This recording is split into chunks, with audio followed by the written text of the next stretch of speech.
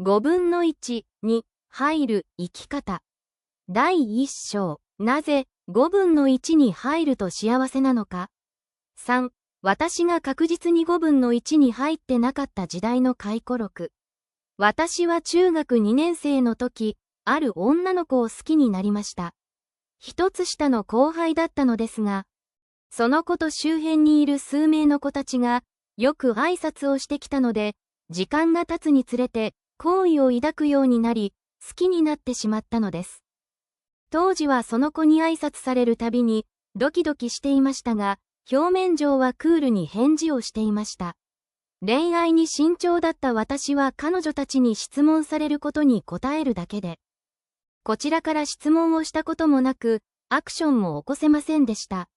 当時の私の感覚では、デートに誘うという発想自体もなかったのです。しかし、なぜか、地域一番の高校にまず合格して、入学後この子に勉強を教えてあげたいと思うようになったのです。今思えば彼女と付き合いたいとか、デートしたいとか考えるのが普通だと思うのですが、このようなおかしな願望を持ち、実際には本気だったのです。このおかしな願望のおかげで、志望校が鮮明に浮かび上がりました。その高校に行くには、上位 20% 以内の成績で、点数も平均80点以上を取る必要がありました。当時の私の成績は中くらいで、学校の先生にも、その高校に行くのは絶対に無理だろうというような反応をされました。でも、地域一番の高校に合格して、入学後この子に勉強を教えたいという願望を叶えるには、成績を上げなければならなくなったのです。質問、あなたは何か成し遂げたいことはありますか？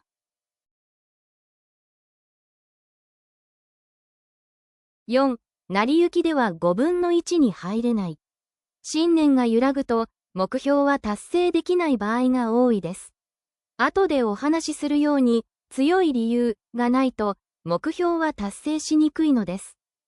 私は志望していた高校に無事入学し、クラスの室長を選ぶとき、担任の先生が入学試験で優秀な成績で、生徒会経験者は、それでは、織田くんはいかがですか？ということで、私は室長になりました。そして、新しい生活でバタバタしているうちに、初めての中間テストを迎えました。テスト勉強をしていなかったわけではありませんが、結果は最悪でした。よく考えたら、自分より頭が良い人がこの高校に入学しているわけですから、仕方がないと思いましたが、同時に、入学試験では私は優秀な成績だったみたいだし、クラスの代表である室長なのだからこのままではいけないと思いました。そこで、中学時代に気に入っていた女神を思い出しました。私は彼女のおかげで、自分の基準を上げて、この高校に入学できたからです。彼女に会いたいと思い、思い切って電話をしました。すると彼女は、A子ちゃんと一緒なら会っても良いとのことでしたので、その子と一緒でもいいよ、と返事しました。その時、何かおかしい、とは思いましたが、デートの当日が来ました。その日衝撃的な事実が明らかになったのです。私のことが気になっていたのは彼女ではなく、その友達の方だったのです。これは大いなる勘違いでした。しかし、私にとっての女神は、あくまで彼女だったので、心の中ではその後も当分引きずっていましたが、それからは部活動に熱中していきました。受験生になってからも多少は勉強をしていましたが、勉強する科目は好きな科目に集中してしまい、目標を持たず、だらだらとしていたので、結果的に受験した大学はすべて不合格ということで、最悪の結果になってしまいました。今思うと、すべて成り行きで、高校受験の時のように合格するために何をどれだけ勉強しなければならないかという道しるべを決めていなかったことと、